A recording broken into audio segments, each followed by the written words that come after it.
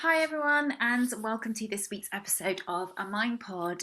Today I have a very special guest. I'm here with Jason Shiers, and we're going to be talking about the subject of our bodies, um, in in the sense of what we put in our body, what we do to our body.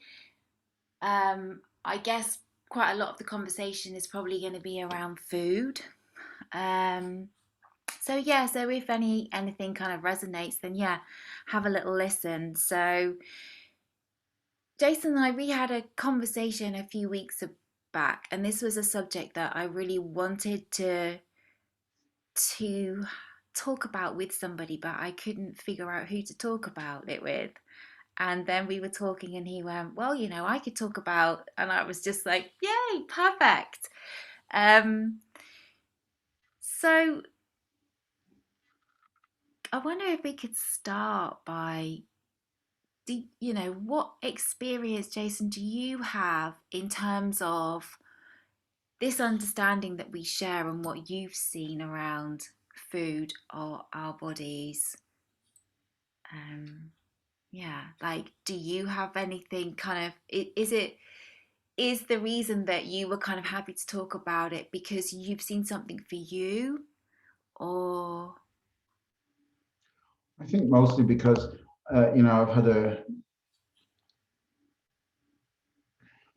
huge transformation in like how I see, how I feel about myself physically, I guess.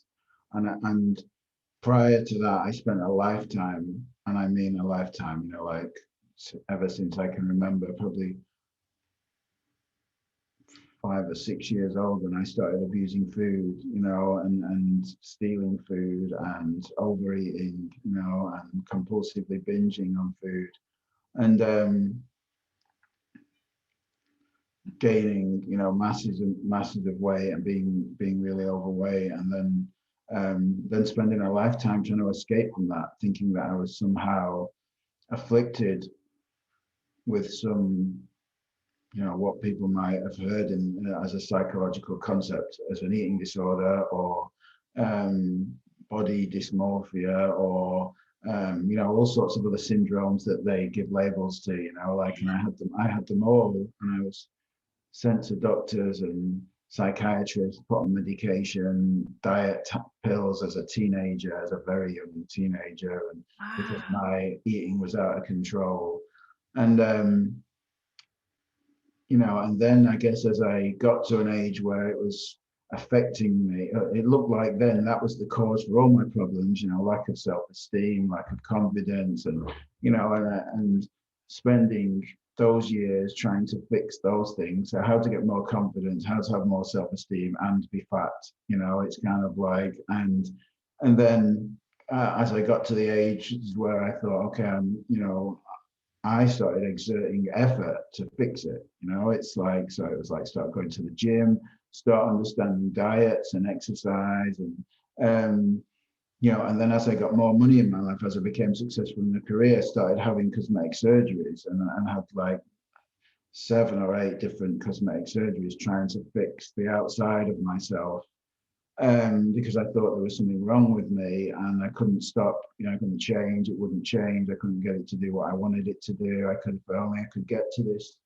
um, certain body shape or size, then I would be okay. That was what I truly believed, and that's what motivated, all those things that I did, taking performance enhancing drugs, taking every supplement I could, constantly being obsessed with the gym and reading stuff and trying to change myself, in some way or another on the outside to fix the inside.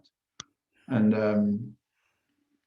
all the meanwhile, never really being able to make conscious choices about what I ate. It's kind of like, so I was trying to, like, in some ways, I was trying to offset the fact that I was eating too much by doing exercise, or having cosmetic surgery, just saying, oh, well, I'm going to have a cosmetic surgery in 3 months, 6 months, whenever it was the next time I was doing it.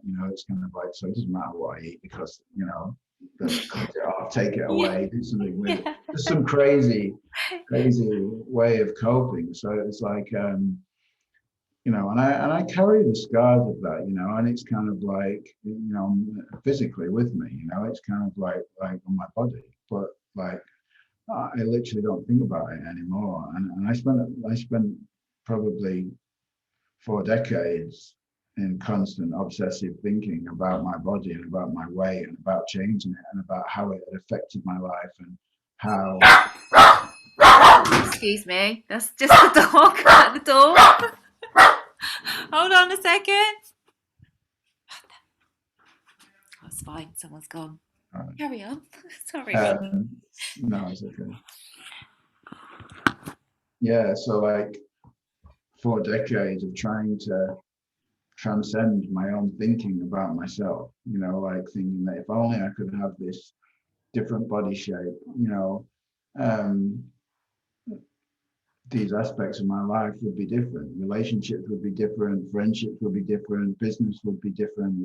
It just became a focal point, and a lot of the time. And other stuff. I mean, drugs took over at times, drug addiction became physical dependence became of primary importance, but food and body image was still a close second, after that. And after the drugs came and went, that the food was the number one issue, and I'd say it's the thing that started first and the thing that lasted the longest, in my struggles with my understanding, so yeah, I've had a little bit of experience of trying to overcome and understand, how we relate to our own physical body and how we treat, our own physical body and how we use it as a way of coping with emotions or diagnoses or labels or whatever that's given to us, and how it's kind of like, I guess in more recent years, realizing that,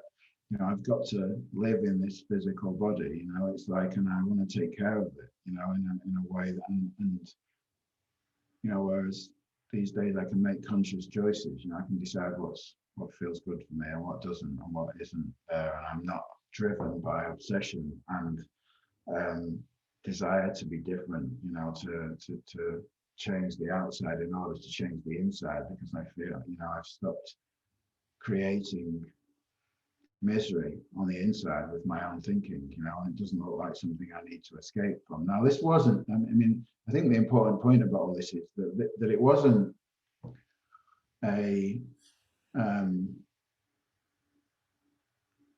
I didn't fix the outside. Okay, yeah, I've got a good physique that I feel happy with, but that isn't the way it didn't work the way that I thought it would for many years, that if I somehow get the physique that I want, that I will then be okay on the inside. It worked the other way around, and when I became okay and understanding of how my mind creates the world that I live in, the desire to abuse my body physically, to change my body physically, to have to be a different way in order to be okay, disappeared. That went away. And that's quite the opposite of how traditional treatments for, eating disorders, or whatever you call it, body dysmorphia, one of the labels, anorexia, bulimia, compulsive overeating, all the list of things that they come up with. That's completely the opposite way, like um, in all the places I went for help, they would give me techniques or ways of coping, put me on diets, give me nutrition plans, tell me just to not do it, just don't do it. It's kind of like, and then I guess the 12-step method came a little bit closer to having a more of an understanding of yourself, but it's Yeah. still, you still adopt a label, a diagnosis Yeah, of yeah, having yeah. something that was unexplainable, Yeah. like a disease. And the only way to cope with it is by doing these things. Now, yeah, some of those things that you do in that 12-step process definitely give you a better internal world, and a way of coping. And for many, for sure, life changing. For me, it was life changing at times. But I never found the 12 steps with food. Certainly, I have now the feeling of um, pretty much complete acceptance. I don't really think about it. I certainly don't get on the scales anymore. In fact, I just moved houses and I found a set of scales and I just threw them in the bottom of the cupboard because I hadn't seen them for so long. I thought, I've got no desire to get on them. And I got on scales every single day of my life, 3, 4, 5 times a day. It's kind of like, and that number dictated, my mood in the day, especially when I got up in the morning. Oh my God, it's gone up by 0.1 of a pound, it's kind of like I'm Yeah. having a terrible day. Yeah. That would be Yeah. it. Yeah. It's kind of like, so yeah, like there's so many places to go with that, isn't there? There's so much stuff to look at, and it's such a Yeah. And I guess for people listening, so for people listening that are struggling with this right now, they're going to be listening to you really intently because they can see that you have overcome this. And so the questions I imagine running around in their head is, what did you do?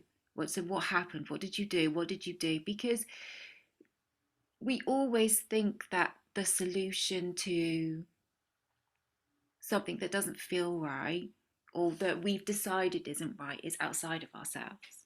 You and mm, I both know that it never is like that, and that searching for the solution that's outside of ourselves is the thing that kind of perpetuates the wrong thing that's going on, the thing that we perceive to be wrong about ourselves. So, yeah. like, I'm guessing it wasn't like a whiz bang realization. How did it start to unfold for you? Was it just that you kind of got to the point where it just didn't matter what you look like the like And that still matters for sure. I mean, I just feel good about it. Yeah, it's a good question, and it's like I think the first thing to point out is that innocently, we look outside of ourselves because it's just the way that we're conditioned and the way that, when we want help, we typically turn to some some person within the world of psychology. It could be CBT, psychotherapy, counseling, all the different things that we believe, what we've heard of, what we've read about, this is the way to get help if this is what you're struggling with, where we're sent to, where we're took by friends, parents, other people that are innocently trying to find solutions to what we think yeah, is the problem. Or psychiatry, where we give a medication and a label, a diagnosis, if it's got severe, like, because I work with people with, severe um, issues with food and things like that, and who have really got to a point of being, like their body has suffered so much, with that. And I've done that over the years in my own evolving understanding as my own understanding has changed within me. Um, so you may have ended up in a residential treatment, in a hospital even, or something like that. yeah, It gets really bad for some people. Um, that whole system perpetuates, like you said, the idea that there is a thing called an eating disorder and there is a thing called bulimia and anorexia. It's like, and people innocently take that profession, particularly psychiatry, because they've got a doctor's qualification as gospel. And it's like, oh, well, if a psychiatrist says I've got anorexia, then I must really have it. It's kind of like, well, if you're going back to the absolute, back to the absolute truth, is there's no such thing as an eating disorder or anorexia or bulimia or compulsive eating. They are just labels that are given to a set of behaviors. But the funny thing is because we believe they're true and where they come from that profession that we trust and we think are giving us the truth, um, that we adopt the label, and then the label that we've been given becomes the reason for the behavior. yeah, yeah, So it's kind of like, oh, that's my eating disorder. Oh, that's my anorexia. The reason I do that because I've got anorexia. Well, actually, it started the other way around. You had a set of behaviors. You went and spoke to someone. They told you you had a diagnosis, yeah, and then the diagnosis becomes the reason for the behavior. And it's kind of like, and we get caught up in that mhm, in that cycle of experience thinking, and everything goes down to the label. And it's kind of like this label has become a thing, as if it's somewhere inside of us, or some Yeah. you know, like, so it's unexplainable. So that's the first point about that, you know, Yeah. about change, is that everyone's innocently doing their best. People are suffering, they go for help where they know to look for help, and the people trying to help are doing their best too, because they have been taught, you know, a system of diagnosis, or a system of labeling, or a way of, you know, and not really looking at a human to human connection, or what's beyond the psychology of all human beings. And that's where insight happens. That's where real change comes from. And that's where my change came from. So I was in that system, you know, for 3 to 4 decades, you know, of thinking I really had an eating disorder, and going and being put on medications, and going and given, you know, nutritional advice that I just couldn't follow, not a chance of following, and going to therapists, training as a therapist. I trained as a psychotherapist. That was my original thing, you know, in transactional analysis. You know, spent 4 years doing that, and I still really wasn't free, you know, after I'd done all that. Mhm. And so so the point, I guess the summary of all that is that the food, the body, the weight, the exercise, the cosmetic surgery, the loose skin, the bits you want to cut off and hate about yourself, the bits that you look in the mirror and freak you out, the numbers on the scale, they're nothing, they're not, none of those things are the problem, you know, they're just the symptom. They are the symptom, but that have been wrongly labeled as the problem, you know, and they're the symptom of the misunderstanding that most human beings suffer with, that I suffered with, you know, and that while I'm creating an idea of who I am, while I'm innocently using my thinking to create this image, you know, and there is a physical body, like, there is me, you know, I do exist as a physical body, you know, it's kind of like in a physical body, but like my mind is constantly, you know, making up shit about myself, you know, who I am, who I think I am, you know, whether I think I'm good at these things, whether I'm not, whether I need to be somewhere else, I need to be someone else, I need to be somewhere else, I need to achieve more, I need to earn more, I need to be thinner, I need to have a better relationship, you know, and while I believe all that, then food is the coping mechanism. Changing the body is the coping mechanism. Getting on the scales is the coping mechanism, you know, for those symptoms. So the solution came for me in an insight of seeing that my thoughts about myself were not my reality. They were not true. You know, they were just thoughts that I had. And it was put to me like, or I like to explain it like, radio Jason, you know, Yeah. I tuned out of it, you know. It's kind of like because it all looked so true to me. It looked like my world, and because where I lived was not in the world, you know, and like I wasn't experiencing nature or beauty or connection with people. I was living in here, and Yeah. it's like, you know, there's a special effects system going on here, you know, like you know, with all the senses, you know, that kind of looks like I'm in a constant movie, and the movie is the one that's playing. You're not good enough. You need this, you need that. Today you have to do this. You've got to get that. You need to achieve more. You need to lose weight. Go to the gym. Don't eat. You know, that's where I was living. You know, because it Mm. and I woke up. I woke up from that. You know, I had a moment. You know, and that's all you need, a little moment of seeing, oh, that's not true. You know, that stuff that I've been thinking about myself, you know, it's not true. It's not who I am, you know. And as I started to have that realization of that those things are not true, those things are not who I am. I don't need to be somewhere else to be someone else, to lose weight, to be okay, because I've always been okay. And I've always thought that I wasn't. You know, that had been um, you know, the illusionary process that I'd been in my whole life. You know, it's like thinking I'm not okay and being okay, you know, worrying about something that was going to happen, it not happening, worrying about something else and it not happening, worrying about something else.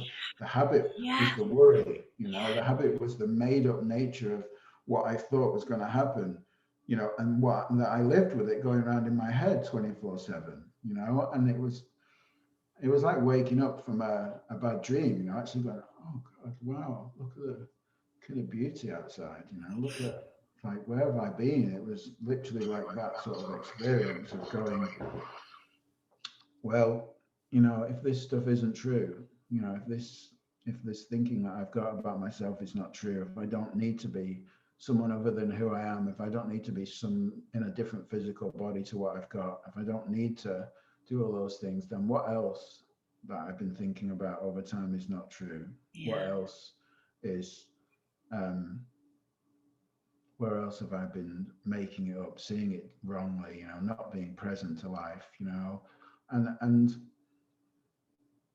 I think one more key to that experience, because I'm not really saying to anyone listening that there's a linear or a progressive process to insight or a way to have a realization. But one thing for sure, is that listening, is an essential part of being able to see something different. Because I love the saying, does a fish know it's swimming in water? You Yeah. know, because I'm going to guess, and if you really sit and think about it, to anyone listening, you can probably work out that a fish has no clue it's swimming in water because it's never been out of water to know. It's always been in water. It's born in water. It's there. It's just there. It's just Mhm. living. In the same way that us humans don't know we're swimming in thought, that we've created a world out of thought around us until we see it, and we go to the ends of the earth to protect our belief systems, Yeah. like and Yeah.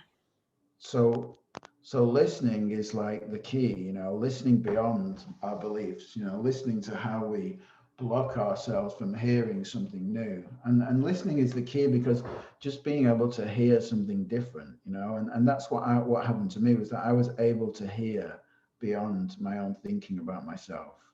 And I guess to be able to hear it, you have to have hear somebody speaking it too. So the person who was delivering it had also seen beyond their own thinking about themselves. And we all know truth, as human beings, we know truth beyond beliefs. We have a sense, a feeling, there's something inside us. And that's what happened to me too, was that like my mind was busy going, is this good? Is it not good? Is it right? Is it wrong? This is bullshit, blah, blah, blah.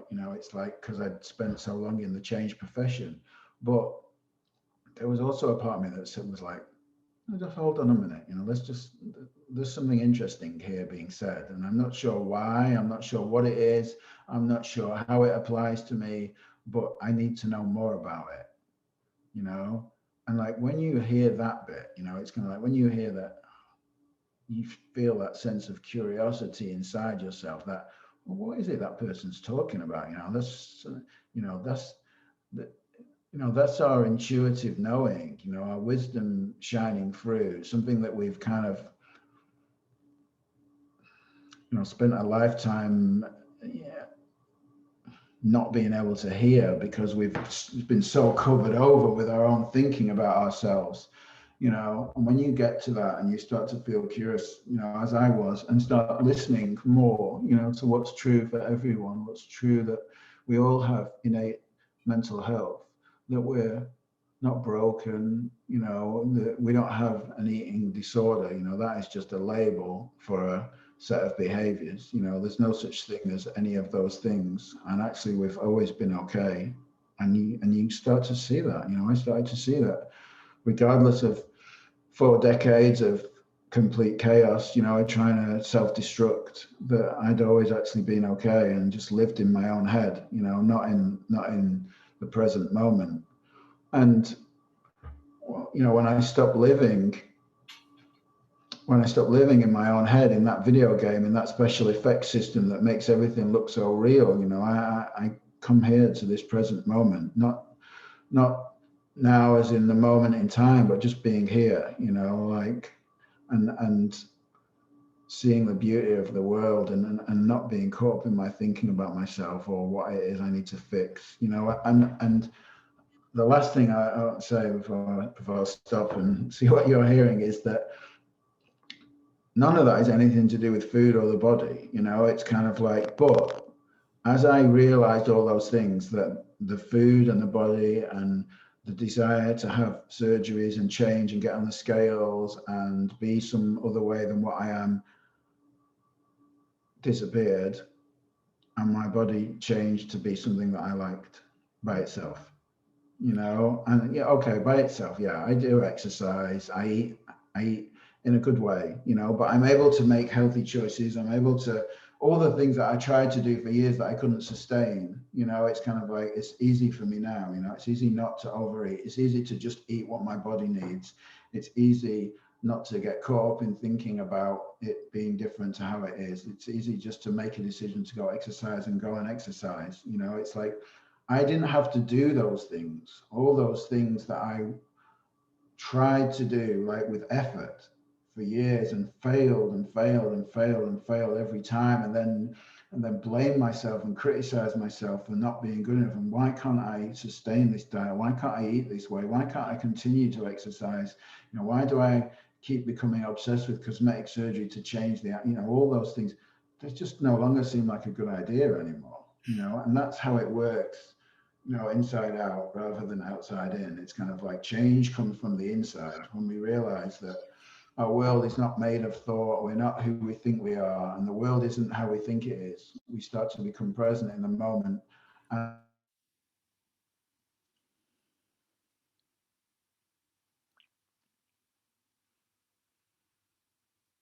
think I might have lost him for a bit.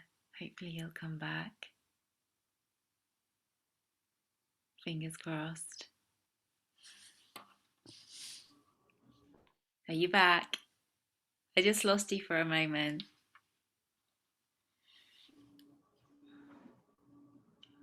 uh, That's okay. You're back. I only lost you towards the end.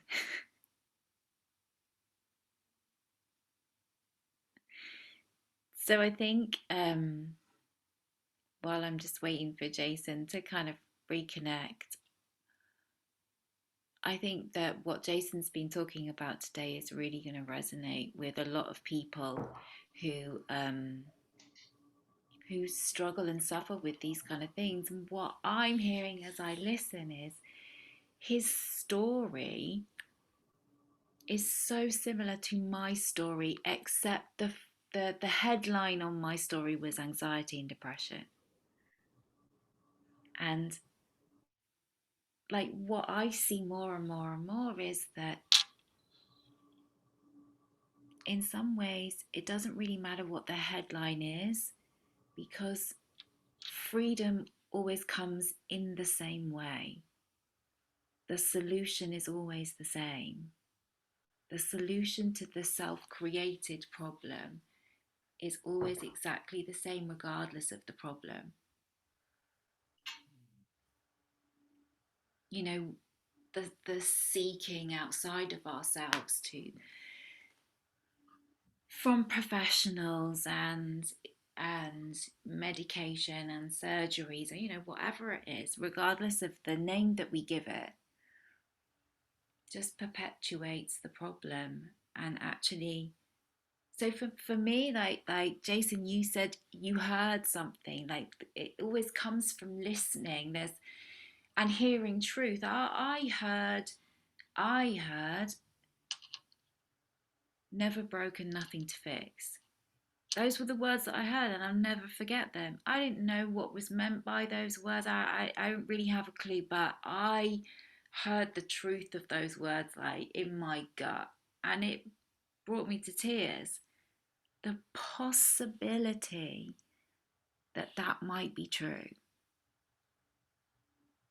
because I had got to a point where I'd almost just thought, well, I'm just going to have to accept that this is my life, and I'm going to have months and months and months that I spend in bed and I don't leave the house, and that's just my life because I've tried everything and I can't find anything to fix myself. So I got to the point where I had it accepted that that was my lot in life, because it looked like I had exhausted every possible solution or cure. And then to hear that, it, oh, it's the hope, isn't it? It's just so hopeful. Yeah. And everywhere else you go, the solution just never feels hopeful like that, like hopeful in your heart, because there's always a diagnosis and a label and a, in order to get well, you need to do this. This offering to me was, there wasn't anything that I needed to do because I was okay. I'd always been okay. You Mm. know, just hearing that. And then, Jason, like you said, the getting curious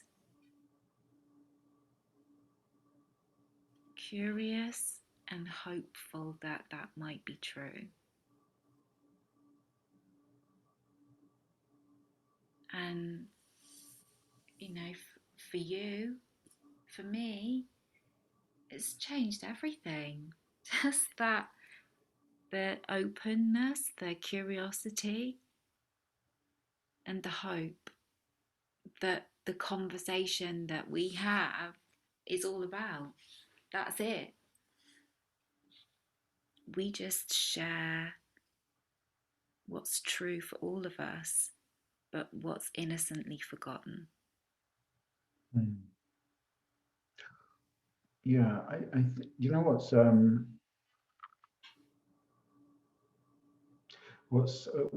important, I think, is that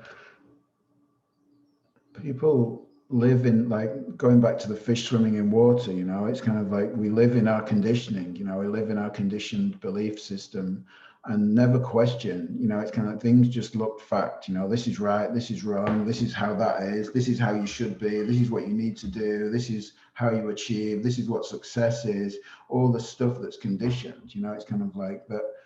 But we're born, in absolute perfection, just needing warmth and love and food, and it's kind of like that's what we need when we're born. And then everything else is learned here in our experience, via cultural or societal or family or influential conditioning, schooling, influential relationships, and all that stuff is installed into us. And it's kind of like, and that's what we're kind of seeing beyond, when what we're talking about here is seeing beyond, like, Yeah. oh, I've got an eating disorder. Or how do you know you've got an eating disorder? Well, it says, it's documented on the internet, well, who wrote it? Well, he was a doctor, so it must be Yeah. true. Yeah. It's kind of like, well, what about if it wasn't true? That's what we're saying here. It's kind of like, and when you continue, like I did for many years, training as a therapist and going to therapists and psychiatrists and counselors and so on,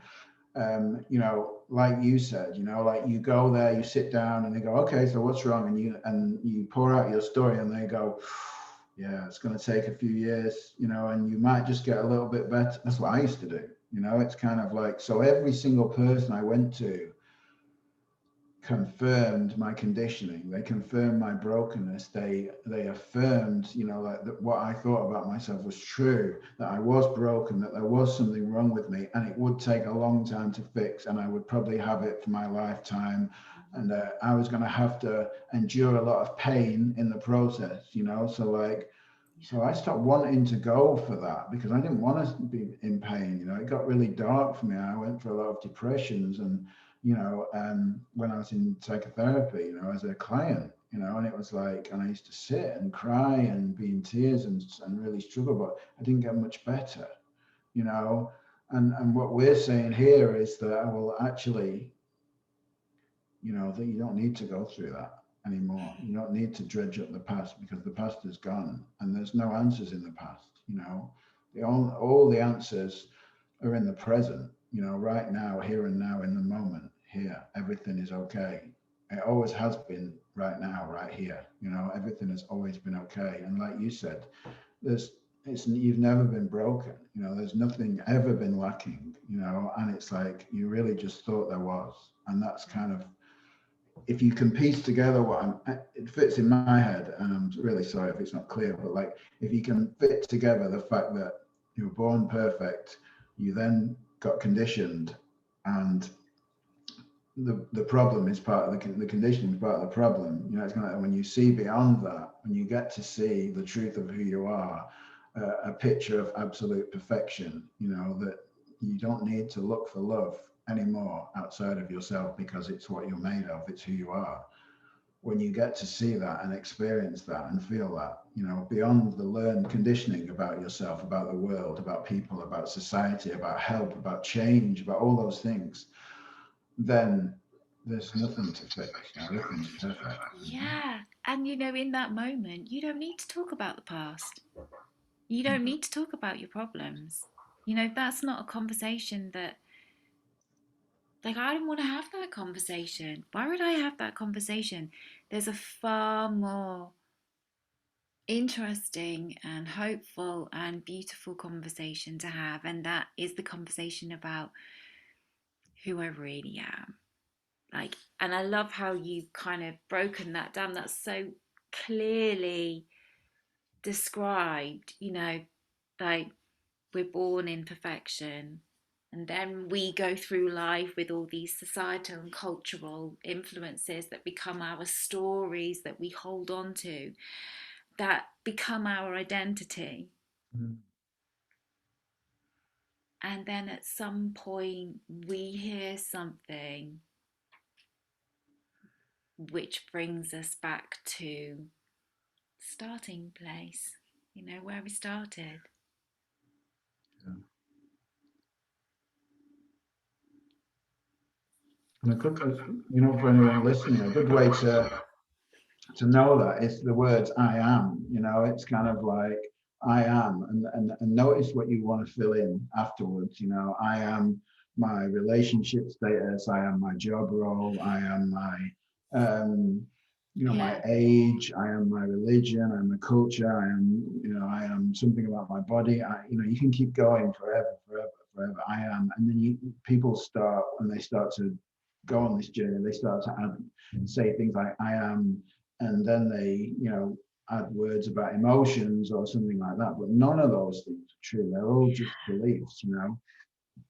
And we all are as we were born, in complete perfection. And the exploratory conversation, I guess, what we're talking about here is that when two people get together and kind of look in a certain direction, that's where change occurs. When you start to wonder together yeah, about what's true. Well, is it true that I am all these things? Is that true with someone else who kind of sees that who they are? Then that's where the magic happens. All sorts of um, I've had some crazy aha moments about things that I thought looked like concrete.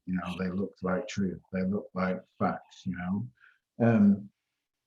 But and they couldn't have been. When I see it now, I look back and I think, wow. I mean, like now, from where I sit now, on a daily basis and look back at how I lived and how I thought and how I saw the world and how I saw myself and the identity, that I created for so long and suffered from, um, you know, like, I mean, suicide was certainly appealing for me many times. It was that painful, the dark world that I'd created for myself. Whereas now my world's full of joy. It's kind of like, and not because I've got the things, but the other way around. The things, there's all sorts of places you can go with that, like how it works that way around. That when you experience the joy that's within, that all the outside world changes. Yet when you're trying to spend a lifetime get the things outside of yourself to experience the joy within yourself, it never works that way because it's never enough. It's never satisfying. yeah, yeah. That's, yeah, so true. And and so there's always so much less to do than you think. And actually, there is there is nothing to do. There is nothing that you need to do to get to where you think you want to be, because you're already there. You know, all of those people that struggle with compulsive eating, overeating, binge eating, the body dysmorphia, body image, so all of the things that you think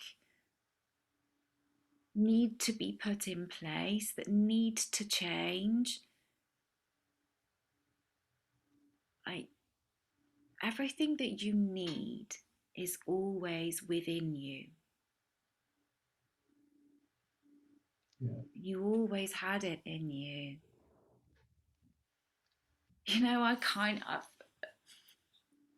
kind of sometimes laugh at the innocence.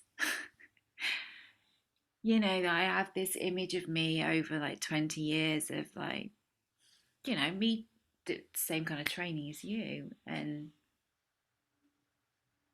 but never being well, and everything that I tried, like this like little kind of girl just like scrabbling around the world, like in this search for like the thing that she needed to find. Like it was out there, I just hadn't found it yet, and at some point I would find it, and I just have to keep looking. And for all the time I kept looking, I kept the belief alive that I there was something wrong.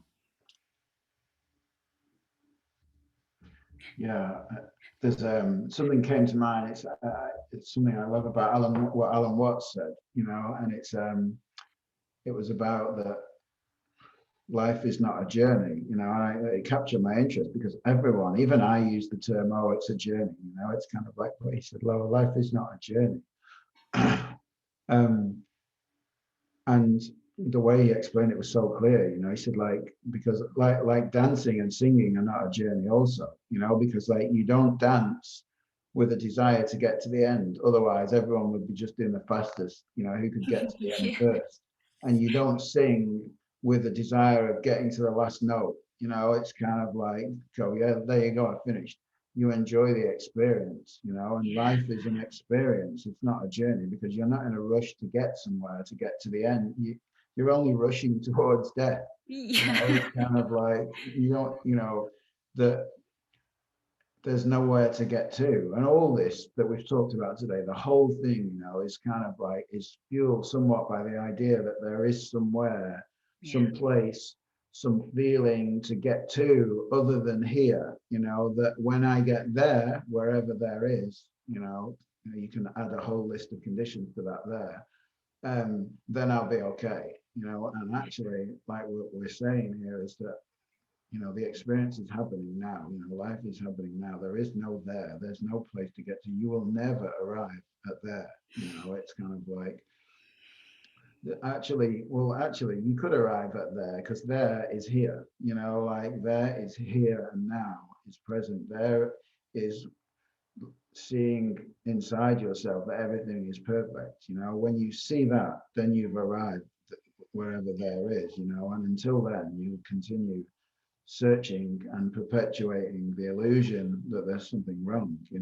and that's kind of literally how it works. Yeah. That's so brilliant and so cool and so insightful. Jason, if anyone listening that's been struggling with what we've been talking about today, if they want to contact you and speak to you, where would they find you? Yeah, my website, wideworldcoaching.com. You can contact me there. I'm always happy to have a conversation with anyone. Yeah, and there's loads of stuff on the podcast, Misunderstandings of the Mind too. There's some stuff on eating and body and other stuff, all sorts of other subjects that we make up as problematic. Yeah. Thank you so much. Thank you for today. It's been an absolute pleasure, and it always is talking Thank to you you. anyway. All right. Well, thanks everybody, and see you all next week. Take care. See you. Bye.